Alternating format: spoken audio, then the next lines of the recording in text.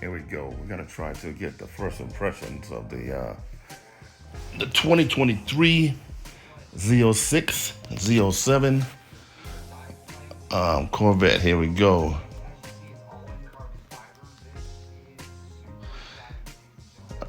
Right now, this is the cutout of the car in yellow.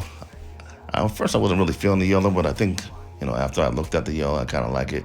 But I think I'm going with the black anyway. So I'm gonna go with the black exterior and the red interior. I believe that's how I'm gonna spec my car out. I was planning on doing blue, but we're gonna go with black. So anyways, here's a little bit about the what is that? The engine bay right there. This is gonna be a flat plane 5.5 liter naturally aspirated engine. I think they said 670 horsepower rear engine motor.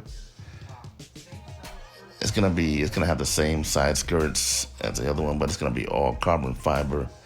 It's got the new boomerang inside intake. At first I wasn't really feeling it, but I think after I looked at it, I kind of like it. But here's the top of the cutout. They're saying that the storage capacity is a lot lower than the first the first Stingray that came out in 2020, and probably all of the Stingrays that they're gonna have. The reason for that is, I guess, the engine is bigger on the Z06. The displacement is a lot bigger. It's a different type of motor. The exhaust is a little bit bigger, so that's why it's gonna be there's gonna be a lot less room. But the good thing about it, if you get the Z07 Z06 package, you're gonna get all the carbon fiber, everything. So you're not gonna have to charge. You're not gonna pay for anything extra. If you don't get the Z06 package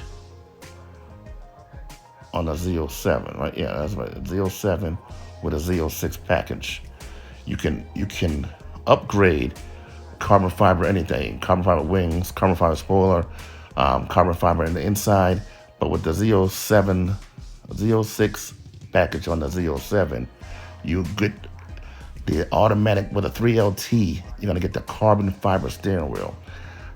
I think that it's awesome on a sports car.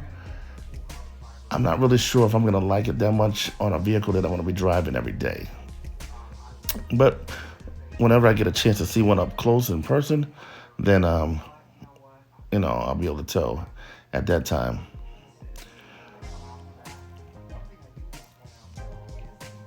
But also with these wheels, they have all carbon fiber wheels, which I'm not a fan of, because you hit a pothole with these and they're disintegrate. And they're about $5,000 a piece. So that's $20,000 in rims. I don't think I'll be taking a chance of, because I don't really pay attention to potholes. Anybody that knows me, they know I don't pay attention to potholes. So I will be going with the regular rims. And hopefully I can get at least, I think stock is a 35 sidewall. I'm looking for the 40 series. I'm more comfortable with driving the 40 series sidewall. But just look at the intakes. They got so many intakes for cooling. It's just amazing. In the front, and the sides, and the back, and the suspension.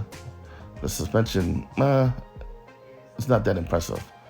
But for the tires that you get on here, they're like basically slicks. So you're not gonna really want to be driving this car in the rain. If you're gonna get the Z06 package, if you get the regular Z07, they do have different types of tires, which are better for driving in the rain. Obviously, we know we're not gonna be driving these cars in the snow, so we don't really care about that.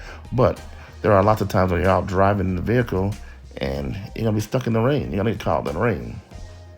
and we want to be able to drive home safely or drive to our destination safely. So we, if you don't need it, you don't need the Cup 2 tires. If you're not tracking the car, if you're buying the car to track it, then yes, those are the best tires to get. And actually, the Cup 2 Rs. So there's no better tire than that.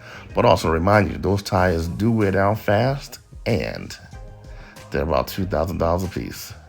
So, owning this car is very expensive. The parts are very expensive. The maintenance is very expensive. And just to mention, the car is very expensive. This is an American car. This is an American, as they're saying, quotation marks in the air quotation marks.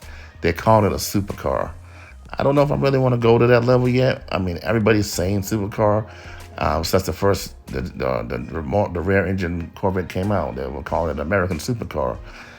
And I guess the reason that they call, it's a supercar is because the motor's in the rear. But the price is definitely getting up to that level of being a supercar. But look at the exhaust right there, the 4-inch pipes, exhaust tips. They're saying, obviously they got the different molds and everything, but the outside pieces are the quiet modes, the quiet exhaust, and the insides are the ones that give you all that bang, that rumble, that sound, that throatiness. Then you can see obviously the cold air intake. I think what you want to do anyways, first thing, everybody always does is change the stock intake, the cold air intake. And basically for an average guy, that's all you need. You don't need to upgrade the sauce, unless you just want, you got the money and you're that type of guy. But there's also, I'm sure, on the base Z06, the base C8 was pretty good to me. All you needed to do was just change the cold air intake, and it gave you more air, so it also gets you the throatier sound, and basically that's all you need. But this is an amazing car. You guys know I've loved Corvettes my whole life, and I wasn't really sure if I was going with the Z06, but I think I will. Thank you, and God bless.